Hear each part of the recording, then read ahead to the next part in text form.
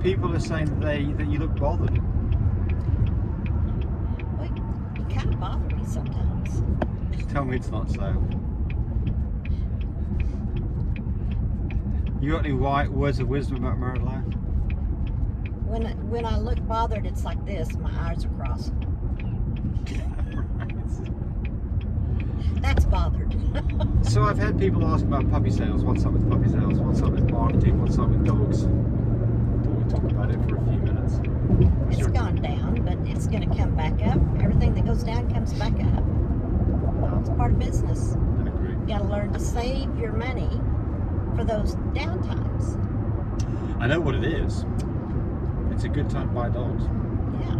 So, because there's it's a good time to buy dogs because dogs are going for a lot less money than they were. Yeah. A year. What happened? Here's my take on this. We were spoiled by what COVID did. What COVID did is it got people to because of the fear of infection, they stayed at home, or because of their jobs, they did virtual jobs at home. And combine that with companionship and wanting, it was a great time to get a dog. If you hadn't had a dog before, you thought you wanted a dog, it was a great time, you're going to be at home. So there were a lot more dogs, so there was a lot of demand for dogs, puppies. And because of that, you could sell rubbish. It would sell. I mean, I know. Let me tell you, there's some rubbish out there. If you don't know who you're buying from and who the parents are to the puppies that you're buying, and do FaceTime, you're going to get rubbish. Well, I promise. Ooh, run right over the top of it. So what's going on now is that first off, we've been spoiled by this a year ago situation where puppy sales were wonderful, and now there's a lot of puppies out there that are now old enough that they've been bred because that was the intent of a lot of those people, which is fair enough. And so what's going on now is there's a lot of dogs out there, and a lot of people are finding out that it was a lot more work than what they thought. Oh, sure, absolutely. They thought it was easy, fast money because they've been told it's fast money. Absolutely. And I mean, it's taken James and I, we're coming up 20 years in this. But we had 2 or 3 other jobs going on at the same time. So still do. We had, backup. So, and so now they're wanting to sell those dogs. And So the people get desperate, right? Yeah, they're getting scared. So back to what's going on here is fantastic opportunity to sell, to offer dogs to people. Demand was high, supply was low, consequently price was high. Now it's flipped around the other way, and you've got people who are absolutely desperate. They've got dogs that are now, they're not puppies anymore, they get to be 3, 4, 5 months old, and because of that, they've got to find places, they can't have all these dogs in their house. Right. Well, so we had a woman call us the other day, and she was asking James, can you help me sell my dogs? And James says, well, how old are your puppies? She said, 3 weeks. It's like she's heard word and she's panicking for no reason. You got 3-week-old puppies. You got plenty of time to sell them. I mean, you're not going to make what you were told you were going to make because the time you bought your dog and got her pregnant, right. So you got to chill out a bit. So I want to make something abundantly clear, though, on what you just said. I'm not selling your dogs, by the way. So just people start calling me up thinking, no, we've got our own puppies to sell. We've got enough on our plate, right. So we're not selling other people's dogs. So just to get that clear. But here's the deal. As far as you want to, if you are thinking about your program, it is a really great opportunity to find some great dogs at really, fantastic prices. But be selective. Be selective, because there's nothing like structure. Well, another thing, don't be afraid to call and offer a price because you think, well, they're going to be selling them high anyway. No, offer them that price, but don't do a stupid price on high DNA. Be sensible about it, but make an offer, and then maybe meet in between or something. So.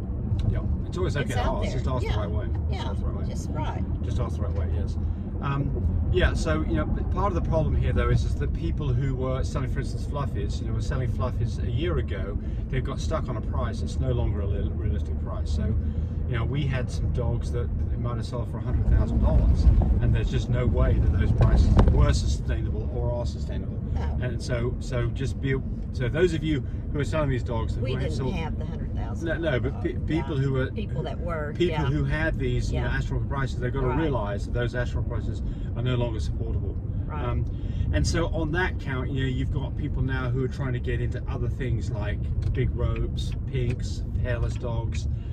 This is all part of a craze that I think, unfortunately, what's going on is those people would like to try to sustain those prices they had, and they're going to find out that unfortunately it's not happening. It's not happening. Here we go. I'm going. Okay. So yeah. You continue your video. I'm driving. I think I got the steering wheel in my hands. Okay. Where are we? I didn't know where we are. This is classic, honey. All right. So yeah. But right now, if you've got puppies that are going to be ready to go at Christmas, it's a perfect time to sell. Yes. And people are looking.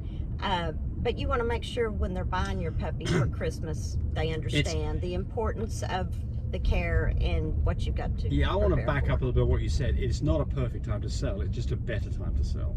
And because of that, there's more demand at Christmas. At the same time, like Tammy's saying, is I don't want, personally, we do not want to sell a dog to somebody who's buying a dog just to put under the Christmas tree. This is a commitment. Right. This is a commitment. For a decade. It's work and it's a commitment. But anytime you buy a puppy, it's commitment and it's work. Yes, right. So it's very easy. Look, Tammy and I can put a puppy in your arms and you're going to fall in love with it. I promise you. The problem is you've got to fall in love with it a week and a month and a year from now. That the time that it's good for sales is right before Christmas. Yes. It's more demand. At the end of tax season when people are getting their money back. It's when schools got out. For some time. Right, yeah. right. So you've got your good times. Those are the 3 times of the year, aren't they? They typically are better times. Right. It's with anything you sell. Cars, think about it. Sales. Yes. But so here you are in a situation that you've got puppies and you're having a rough time with sales. Remember that you're in it for the long haul. You're not in it for the short term. You weren't in it just to have a litter and be done with it one time. If you were, then you made a mistake. So this is a time to think about which dogs you might keep and rather than sell. And this is the time to look at other dogs that you could buy that you couldn't afford a year and a half ago that you can afford now. But just remember, to me, to Tammy and I, the fundamental first thing is structure. Keep that structure there. FaceTime. Yeah. FaceTime those structure.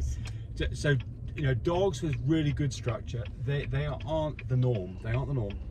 And I don't mean this to say that other people have got crap dogs and all our dogs are perfect. That's not what I'm saying at all.